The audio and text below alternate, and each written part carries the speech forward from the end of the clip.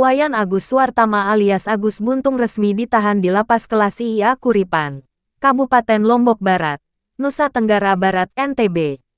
Agus Buntung yang menjadi tersangka kasus dugaan pelecehan seksual, dilimpahkan polisi ke Jaksa Penuntut Umum Kejari Mataram, Kamis tanggal 9 Januari tahun 2025.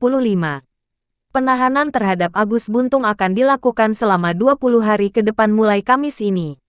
Kepala Kejari Mataram, Ivan Jaka, menjelaskan keputusan penahanan terhadap Agus Buntung sudah memenuhi aspek hasil visum, psikolog forensik, dan psikolog kriminal. Setelah dilakukan gelar yang bersangkutan, Agus dilakukan tahanan rutan di Lembaga Pemasyarakatan Kelas IA Kuripan Lombok Barat. Yang bersangkutan terpenuhi syarat objektif dan perbuatannya, tegas Ivan.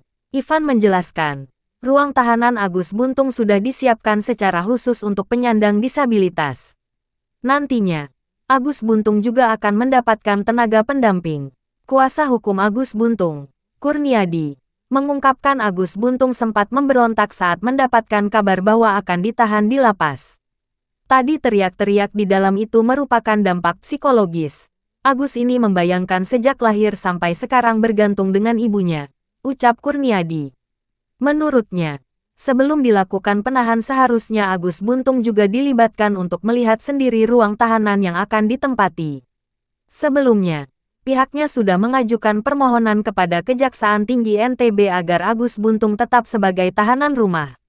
Pelaku ini penyandang disabilitas harus dilakukan perhatian khusus. Jangan ujuk-ujuk tanpa dasar yang jelas melakukan penahan rutan, imbuh Kurniadi. Sementara itu, Agus Buntung terlihat sudah mengenakan baju tahanan warna merah. Meski begitu, dirinya masih yakin tidak bersalah dalam kasus ini. Diketahui, penyidik Polda Nusa Tenggara Barat (NTB) melimpahkan Agus Buntung ke jaksa setelah berkas perkara pelecehan seksual dinyatakan lengkap.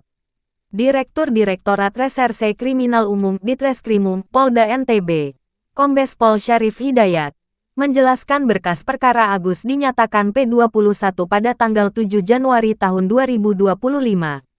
Berdasarkan koordinasi dengan Kejaksaan, hari ini tanggal 9 Januari kita sepakati untuk tersangka Agus kita lakukan penyerahan barang bukti dan tersangka di Kejaksaan Negeri, ungkap Syarif, Kamis. Dalam proses penanganan kasus ini, penyidik sudah memeriksa 14 orang saksi dan 5 orang ahli. Ketika itu, Agus Buntung memeragakan 49 adegan